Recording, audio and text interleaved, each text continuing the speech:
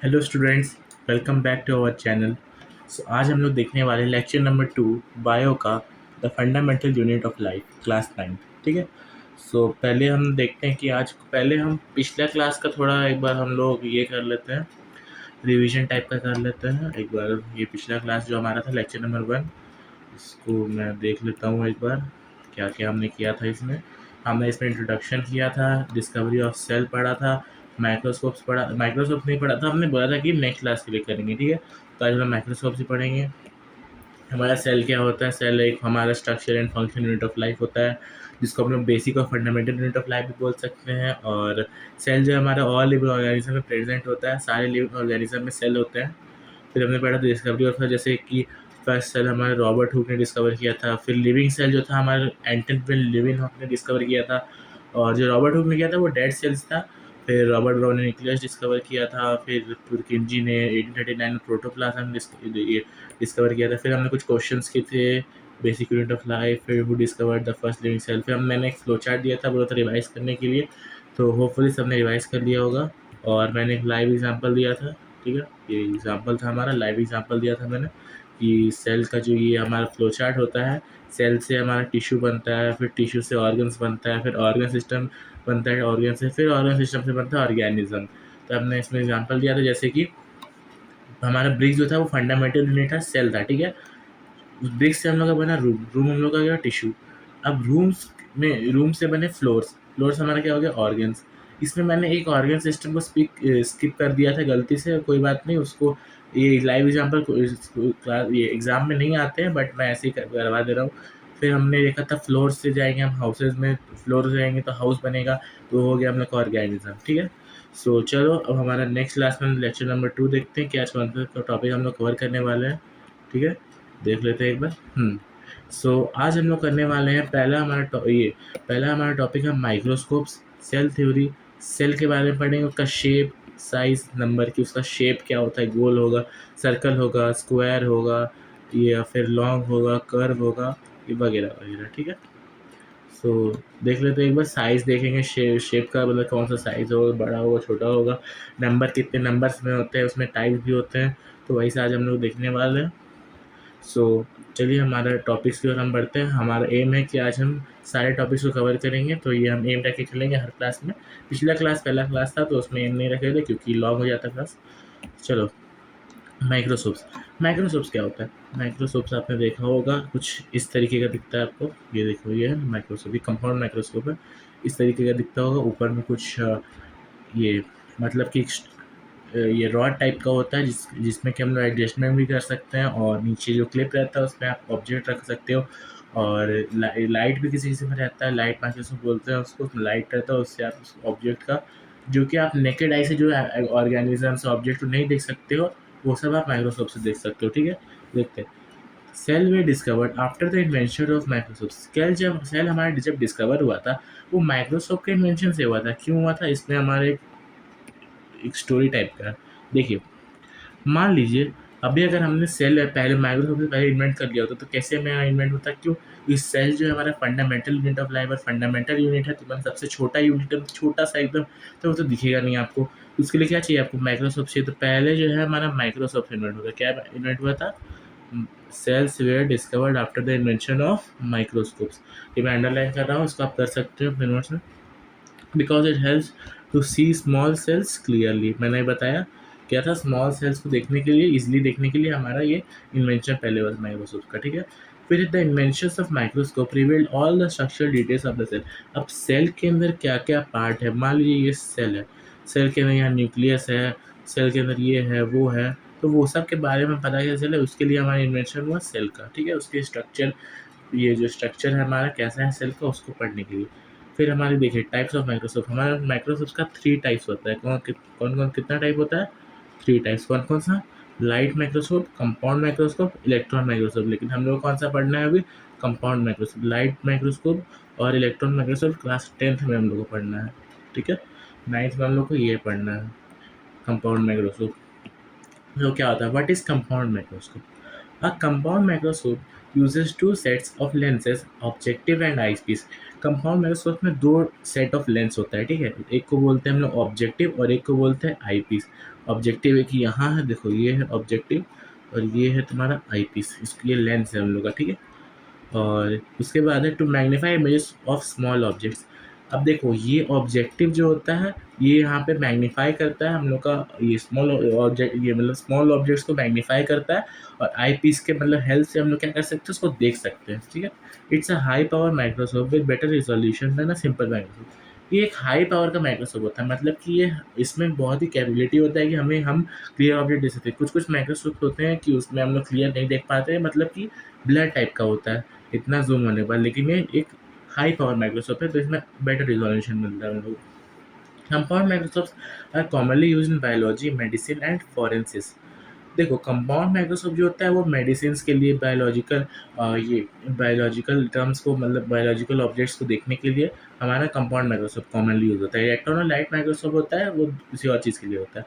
They allow for real time viewing of specimen samples and are more affordable than. देखो ये जो सबसे cheap मतलब कि ये सबसे चीप में इलेक्ट्रॉन माइक्रोस्कोप जो होता है बहुत ही हाई प्राइस का होता है, क्योंकि वो सब लेबोरेटरी में यूज़ किया जाता है, बड़े बड़े लेबोरेटरी में, ठीक है।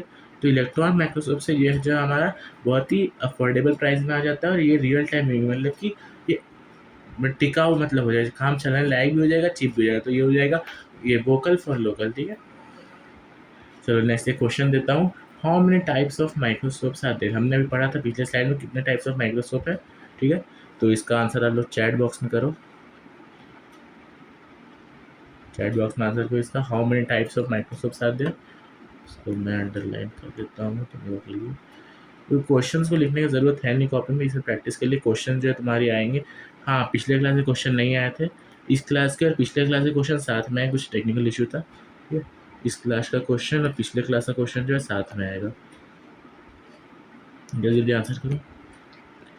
हाँ ये लाइव क्लास है तो इसमें लाइव जो चैट है उसमें आप आंसर कर सकते हो। तो ये क्लास के बाद आपका जो क्लास नोट है ये लेक्चर नंबर 2 का और ये कुछ क्वेश्चन प्रैक्टिस क्वेश्चन आएंगे दोनों क्लासेस के। जल्दी कर लिया। देखो हमने क्या पढ़ा था, इन्फानाइट, इन्फानाइट तो नहीं होगा, माइक्रोस्कोप इनफाइट तो नहीं हो सकता, पर 2 नहीं होगा, 4 नहीं होगा, 3 होगा। क्यों? क्योंकि हमने यहाँ पढ़ा था, देखो पढ़ा था टाइप्स ऑफ माइक्रोस्कोप में कितना 3 टाइप्स होते हैं, तो यहाँ क्या हो गया उनका, ये क्वेश्चन ऑप्शन नंबर 1 3 सही होगा, ठीक है। फिर चलो हम लोग पढ़ते हैं सेल थ्योरी। देखो हमने कौन सा टॉपिक, माइक्रोस्कोप हमारा कवर हो गया पूरा, क्या क्या पढ़ा उसमें, माइक्रोस्कोप के बारे में पढ़ा, कितने टाइप्स ऑफ माइक्रोस्कोप होते हैं, क्या हम लोग पढ़ना था, अभी कंपाउंड माइक्रोस्कोप पढ़ना था तो कंपाउंड माइक्रोस्कोप पढ़ा हम लोग ने, वो नहीं इंपॉर्टेंट है 9th के लिए। ये दोनों लाइट और इलेक्ट्रॉन 10th में पढ़ना है। कंपाउंड माइक्रोस्कोप के बारे में पढ़ना है हम लोग को, ये पढ़ लिया हमने कि ये इसमें दो टाइप का दो सेट ऑफ लेंस होते हैं, एक आई पीस एक ऑब्जेक्टिव। ऑब्जेक्टिव जो है उसको मैग्नीफाई करता है और आई पीस के द्वारा हम उसको देख सकते हैं आई पीस की हेल्प से। फिर आता है हमारा सेल थ्योरी। सेल थ्योरी क्या है, मतलब सेल के बारे में थ्योरी जो है, सेल डिस्कवर करना और सेल थ्योरी बताना दोनों में डिफरेंस है। सेल थ्योरी बताना मतलब सेल के बारे में बताना, सेल डिस्कवर करना मतलब कि सेल को खोजना, ठीक है। तो हम लोग पढ़ रहे हैं सेल थ्योरी। अब सेल थ्योरी क्या है, that scientist who formulated and led the cell theory are. देखो हमारे सेल थ्योरी को इन्वेंट करने के मेन तो 2 साइंटिस्ट है, बट एक साइंटिस्ट और इसमें रोल है जो कि हम लोग नेक्स्ट स्लाइड में पढ़ेंगे। पहले हमारा एमजे स्क्लेडिन 1838, एक क्या थे, जर्मन बोटैनिस्ट थे, ठीक है। उन्होंने 1838 में सेल थ्योरी इन्वेंट किया था, वो हम लोग अभी आगे पढ़ेंगे क्या किया था। फिर थे टी स्क्वैन 1839, ब्रिटिश जूलॉजिस्ट, ये थे, इन्होंने 1839 में सेल थ्योरी को इन्वेंट किया था।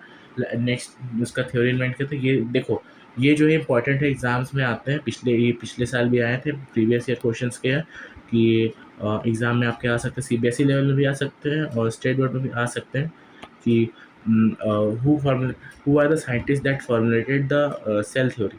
तो हमारे 3 साइंटिस्ट होते हैं, एक मैं अभी बताऊंगा अगले अगले साइड में, इसको अंडरलाइन कर सकते हो। देखो पोस्टुलेट्स ऑफ सेल थ्योरी मतलब क्या, सेल थ्योरी के पोस्टुलेट्स मतलब कि उनके सेल थ्योरी के बताने वाले 3 थे, क्या थे, मैथियस क्लेडन पढ़ा था हमने, एमजे क्लेडन, मैथियस क्लेडन। फिर हमने पढ़ा स्क्वान, स्क्वान पढ़ा था हमने, इसका इसका जो नेम है मैं दे दूंगा आपको बाद में, ये पूरा नाम भी नहीं मिला। मैथियस क्लेडन जो थे प्लांट्स कब किए थे, वो मैथियस क्लेडन 1838 में क्या किए थे, प्लांट्स को इन्वेंट किए, प्लांट्स का सेल थ्योरी बताए थे, प्लांट्स के जो सेल्स थे उसके थ्योरी बताए थे। स्क्वान जो थे वो 1839 में, देखो है ना 1839 में क्या किए थे, एनिमल्स के जो सेल्स होते हैं उसका थ्योरी बताए थे आपको, ठीक है, स्क्वैन। फिर है रूडोल्फ वर्क्याव 1855 में, उन्होंने एक ये सेंटेंस दिया था, ओम एक मिनट, ओमनिस सेलुला ई सेलुला मतलब क्या होता है, ओमनिस सेलुला ई सेलुला। कौन कौन साइंटिस्ट थे, रूडोल्फ वर्क्याव 1855। इसका मतलब क्या होता है, ठीक है, all cells come from pre existing cells, मतलब कि मान लो ये एक सेल है, ये सेल दूसरा सेल प्रोड्यूस करेगा, इधर भी एक सेल प्रोड्यूस करेगा, ये दो सेल होगी, फिर ये सेल दो सेल प्रोड्यूस करेंगे, फिर ये सेल दो सेल प्रोड्यूस करेंगे, पर करते करते करते करते इसमें क्या हो रहा है, जो हमारा प्री एग्जिस्टिंग सेल, ये सब जो है हम लोग का प्री एग्जिस्टिंग सेल्स है, ठीक है। ये मैं अंडरलाइन कर देता हूँ, ये सब जो है हमारा प्री एग्जिस्टिंग सेल्स है। कौन सा, ये जो हमारा ये सेल है, ये सेल है, मतलब ये सब सेल प्री एग्जिस्टिंग सेल्स होते हैं, उससे फिर न्यू सेल से इन्वर्ट होता है, ठीक है। तो ये क्या हुआ, ओमनिस सेलुला ई सेलुला, ये लैटिन में एक इसका मीनिंग होता है ऑल सेल्स कम, वो तो अपने लैंग्वेज में थी, लैटिन लैंग्वेज में थी, लेकिन उसको बाद में ट्रांसलेट किया गया तो पता चलता है all sales comes from pre existing cells, मतलब कि जो नए सेल्स है वो प्री एग्जिस्टिंग सेल्स से आते हैं, ठीक है, वो खुद प्रोड्यूस नहीं होते, प्री एग्जिस्टिंग सेल्स से आते हैं। चलिए नेक्स्ट लाइन में जाते हैं। हाँ, एक क्वेश्चन में देता हूँ, व्हाट डिड स्क्वैन इंट्रोड्यूस, स्क्वैन नाम के जो साइंटिस्ट थे उन्होंने क्या इंट्रोड्यूस किया था, ठीक है, मतलब कि उन्होंने कौन से सेल्स के बारे में, मतलब कौन से सेल्स, कौन से टाइप के सेल्स के बारे में सेल थ्योरी बताई थी। जल्दी जल्दी आंसर करो, चैट बॉक्स में आंसर कर दो।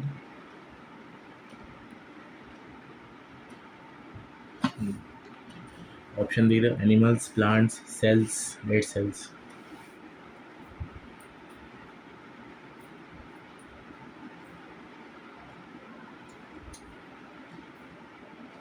हो गया, हाँ चलो देखो, डेड सेल्स नहीं होगा, क्यों, क्योंकि हमने क्या पढ़ा था पहले पिछले क्लास में, डेड सेल्स क्यों नहीं होगा, डेड सेल्स को कौन इन्वेंट किया था, रॉबर्ट हुक, ठीक है, रॉबर्ट हुक इन्वेंट किया, तो ये तो नहीं होगा। सेल्स ये भी नहीं होगा, क्योंकि सेल्स तो कोई इन्वेंट ही नहीं किया, डेड सेल्स को इन्वेंट किया गया था।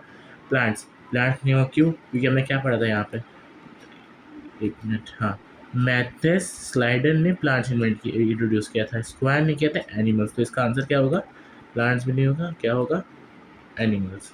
Option number 1। चलो अब हम पढ़ते हैं कंक्लूजन्स ऑफ द थ्योरी, मतलब कि अब थ्योरी जो हमने इतना पढ़ा उसका कंक्लूजन क्या है, मतलब इससे निकल के क्या आता है, थ्योरी क्या है, ठीक है।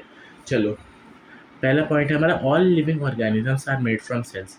ये तो हमने पिछले क्लास में पढ़ा, पिछले लेक्चर में पढ़ा था कि हमारे जो ऑल लिविंग ऑर्गेनिजम्स है वो सेल से बने हुए होते हैं, ठीक है, क्योंकि सेल होगा टिश्यू, टिश्यू के बाद वही ऑर्गन सिस्टम के बाद ऑर्गन्स, ऑर्गन्स के बाद ऑर्गन सिस्टम के बाद ऑर्गेनिज्म, ठीक है।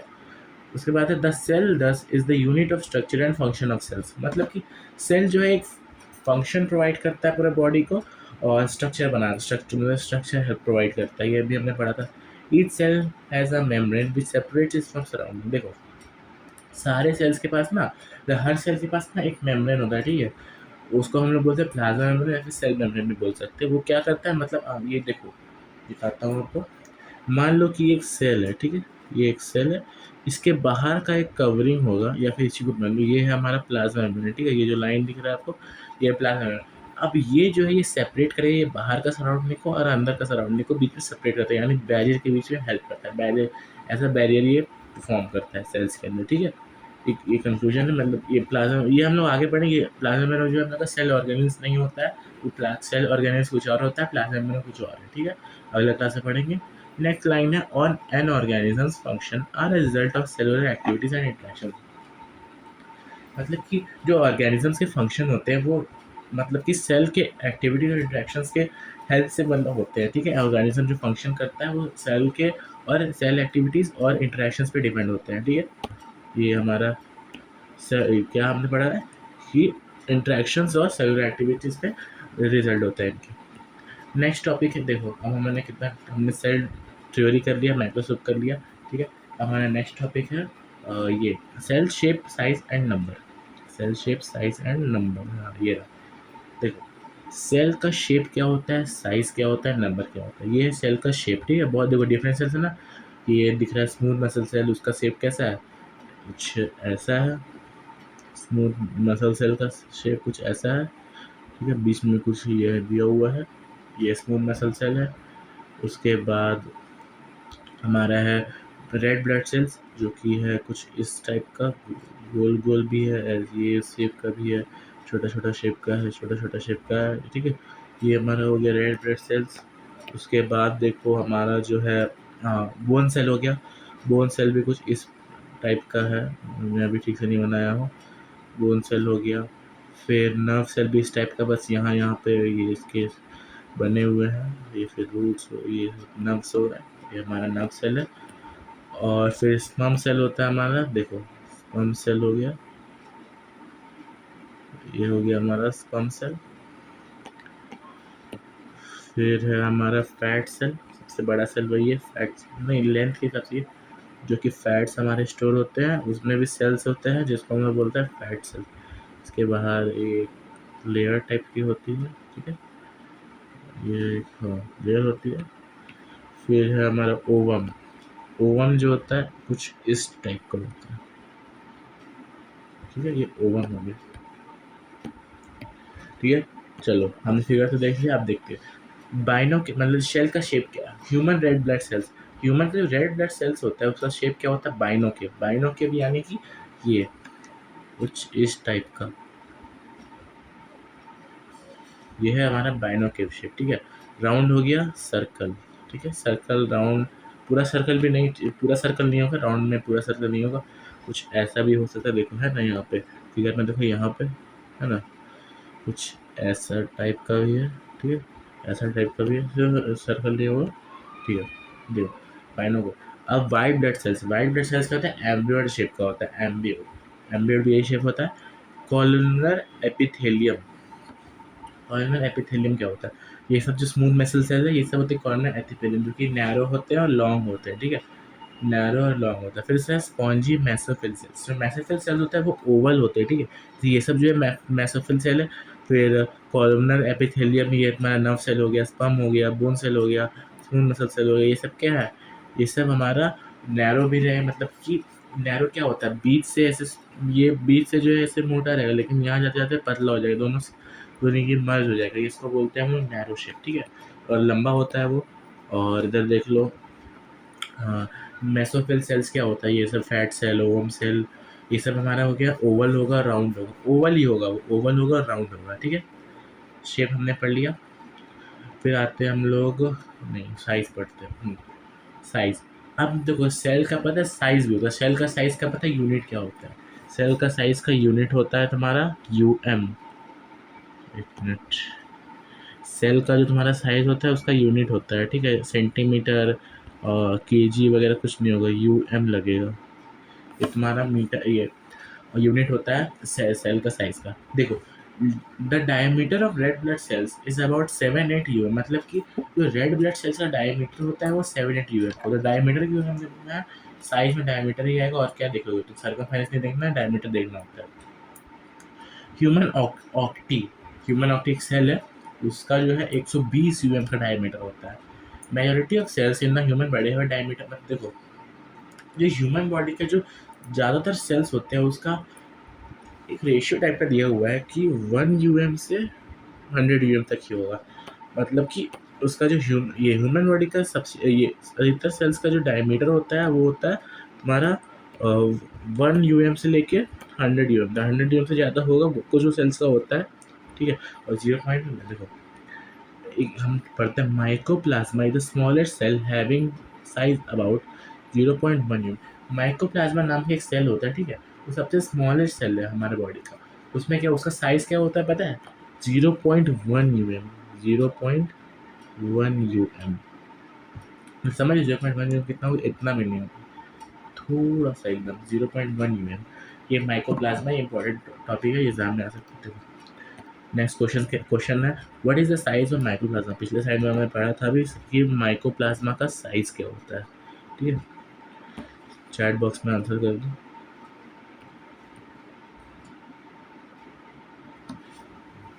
Zero point nine u m, 0.3 u m, 0.61 u m, 0.1 u m, कौन सा होगा बताओ। अभी अभी तो बहुत सारे स्लाइड्स, अभी क्लास थोड़ी एंड होगी, अभी बहुत स्लाइड है। हो गया। देखो ऊपर देखते हैं, 0.99 नहीं होगा, 0.3134 नहीं होगा, 0.61 नहीं होगा, 0.1 होगा। क्यों? क्या पढ़ा था हमने अभी? एक मिनट, एक क्वेश्चन से ऐसे रहेगा बीच में, चलिए। 0.1 क्या पढ़ा था हमने? 0.1 तो क्या होगा आंसर? Option number 4, 0.1। ये क्वेश्चन एक रह गया था। बताओ, what is the shape of RBCs? Red blood cells का शेप क्या होता है? अभी हमने पढ़ा था, चैट बॉक्स में आंसर कर दो। चार्ट हमने पढ़ा था, मैंने जो एक जो अभी जो राइट आंसर है उसका मैंने शेप भी बना के आपको दिखाया था, ठीक है। इसका शेप मैंने बना के दिया था, कैसा शेप होता है। जल्दी जल्दी आंसर करो।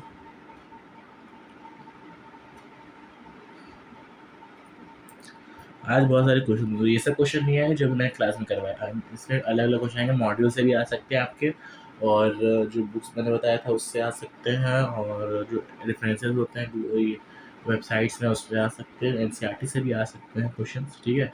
उसको प्रैक्टिस करना, अगले अगले ये क्लास में मैं उससे क्वेश्चन पूछूंगा, स्लाइड नहीं बनाऊंगा उसका, क्वेश्चन मेरे पास रहेंगे, उसमें क्वेश्चन पूछूंगा अगले क्लास में।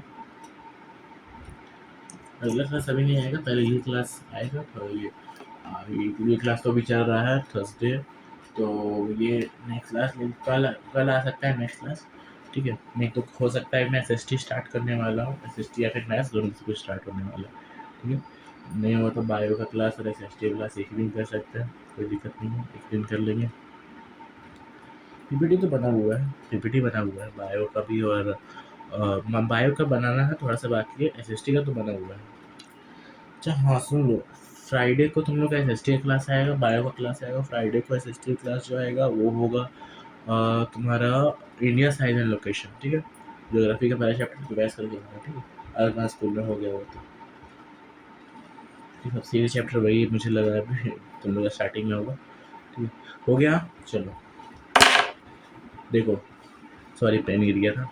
देखो क्या है, लॉन्ग लॉन्ग नहीं होता है, लॉन्ग क्या होता है? स्मूथ मसल सेल, ये सब जो होते हैं, जो सेल होते हैं वो सब लॉन्ग होते नहीं होगा। नैरो भी वही होते नहीं होगा। बाइनो केव होगा। बाइनो केव क्या होता है? अभी मैंने पढ़ाया था। बाइनो केव कैसा होता है? ऐसा होता है। बाइनो केव ऐसा होता है। ये क्या होता है? बाइनो केव। ठीक है। तो ये होगा, ओवल नहीं होगा। क्यों नहीं होगा? ओवल किसका था? देखो ओवल किसका था?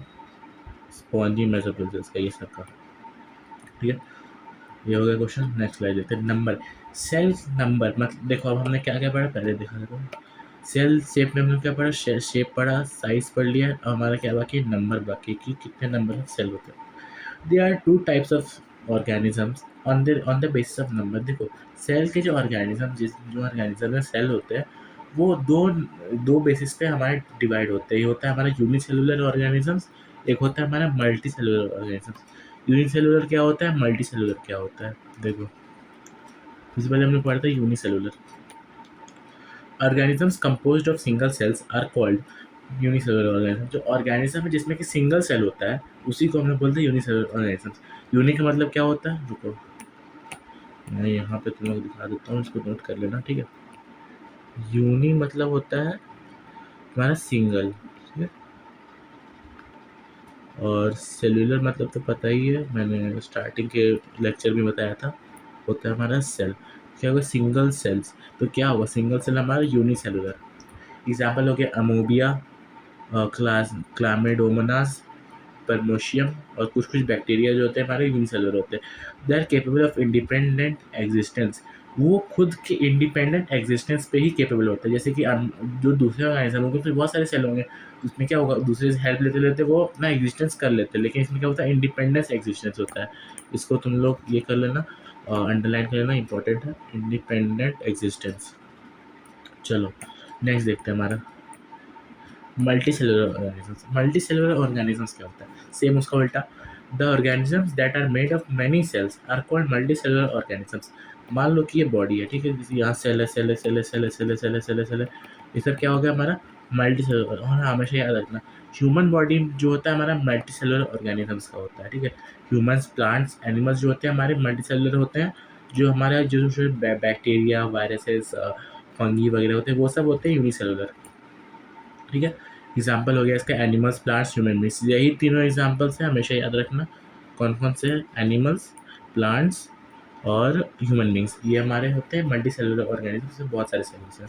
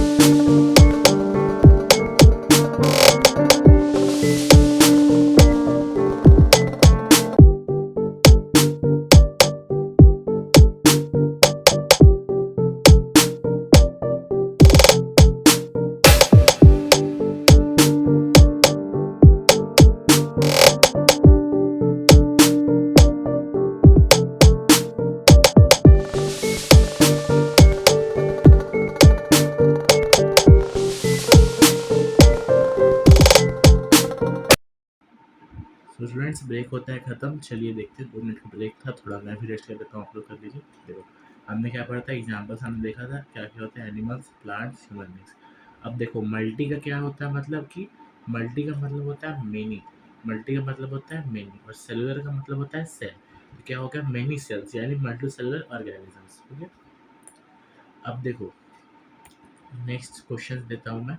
What is multi cellular organisms? Multi cellular organisms क्या होता है? लास्ट स्लाइड है ये, कोई रुको 1 मिनट पहले ये कर लो। हमने क्या क्या पढ़ लिया, नंबर भी हमने पढ़ लिया, तो ये टॉपिक भी हमारा कंप्लीट। तो हमारा क्या एम था, हमारा एम था कि ऑल टॉपिक्स हमें कंप्लीट करने, कवर करने, और हमने सारे टॉपिक्स को कवर कर लिया। तो एम हम लोग क्या हो गया, अचीव हो गया। ठीक है, सो चलो लास्ट क्वेश्चन का आंसर दे दो, उसके बाद क्लास एंड कर दूंगा। What is multi cellular organisms? Chat box में आंसर कर दो, चैट बॉक्स में। लास्ट है यार, लास्ट देख लो, लास्ट लास्ट है, देखो यहाँ लास्ट है। Made up without cells, made of many cells, removing rich in proteins and fats। क्या होता है मल्टीसेलुलर ऑर्गेनिज्म? जल्दी बताओ, आगे आंसर। चलो, rich in proteins and fats ये नहीं होता है। ठीक है, फ्रीली मूविंग भी नहीं होता है, made up of many cells होता है, made up of without cells नहीं होता है। ठीक है, अगर सेल्स ही नहीं है तो फिर वो लिविंग ऑर्गेनिज्म होगा ही नहीं, सिंपल सा बात है। हमने क्या पढ़ा था यहाँ, एक मिनट देख लो एक बार last, cell theory confusion of cell theory. हाँ, क्या पढ़ा था, all living organisms are made of cells. इसमें क्या बोल रहा है कि जो क्वेश्चन में ऑप्शन में क्या बोल रहा है, made up of without cells. Cells नहीं है तो कैसा का लिविंग ऑर्गेनिज्म हो, तो होगा ही नहीं। तो क्या होगा हमारा, made up of many cells. हो गया, हमने क्या क्या हमने पढ़ा है, तो वापस देख लेते हैं। माइक्रोसॉफ्ट पढ़ा, सेल्स थ्योरी पढ़ा, सेल्स के बारे में शेप पढ़ा, साइज पढ़ा, नंबर पढ़ा। माइक्रोसॉफ्ट के बारे में पढ़ा, कितने टाइप्स ऑफ माइक्रोसॉफ्ट होते हैं, 3 टाइप्स ऑफ होते हैं, कंपाउंड माइक्रोसॉफ्ट क्या होता है, फिर कितने टाइप क्वेश्चंस के कुछ हमने, फिर सेल थ्योरी को इम्प्लीमेंट किया था, हमने उसको डिस्कवर किया था, सेल थ्योरी थ्योरी बताया था। फिर पोस्टुलेट्स ऑफ सेल थ्योरी की, सेल थ्योरी बताने में पार्ट कौन था, उसका कैसा पार्ट था, कैसा रोल था, स्वान के इंट्रोड्यूस किए थे। Conclusion of cell theory, cell का शेप क्या होता है, सेल का साइज़ क्या होता है, फिर सेल जो है नंबर में हमारा कैसे ये होता है, वैसे हमने पढ़ा था। फिर मल्टी सेलुलर, यूनिसेलुलर। फिर उसके बाद हमने देखा, कुछ क्वेश्चंस किए थे, एक लास्ट क्वेश्चन हमने किया था। टोटल कितने क्वेश्चन किए हमने, 1 2 3 4 5, कितने क्वेश्चन किए, 5 क्वेश्चन। 5 क्वेश्चन हमारे हो गए, और ज़्यादा पिछले क्लास में 4 क्वेश्चन किए, तो 4 5 कितने, 9 क्वेश्चन हमारे हो गए। ठीक, चलो मिलते हैं नेक्स्ट क्लास में, ठीक है। I love you all students, thank you for the class. और बेस्ट बुक्स हमारा ये है क्लास 9 के लिए, आप ले सकते हो रेफरेंस बुक। इससे मैं क्वेश्चंस को सुन देता हूँ, फिर इसी से पूरी टॉपिक भी पढ़ाता हूँ, इसी से पढ़ाता हूँ मेनली, क्योंकि इसमें एनसीईआरटी भी होता है, एक्स्ट्रा भी होता है, तो इसी से पढ़ाने में सही होता है, ठीक है। I love you all, thank you students, bye. And हाँ, रिवाइज कर लेना, रिवाइज कर लेना नेक्स्ट क्लास के लिए, ठीक है। रिवाइज फॉर नेक्स्ट क्लास, ठीक है। रिवाइज फॉर नेक्स्ट क्लास, ठीक है। तो स्टूडेंट्स रिवाइज करें नेक्स्ट क्लास के लिए। मैं कुछ क्वेश्चंस नहीं पूछूंगा, लेकिन हाँ, मैं क्वेश्चंस भेजूंगा, उसका आंसर जरूर पूछूंगा, ठीक है। तो रिवाइज करना और क्वेश्चंस को भी रिवाइज करना, और हाँ अच्छे से पढ़ते रहना। I love you all, thanks students, bye, take care of all.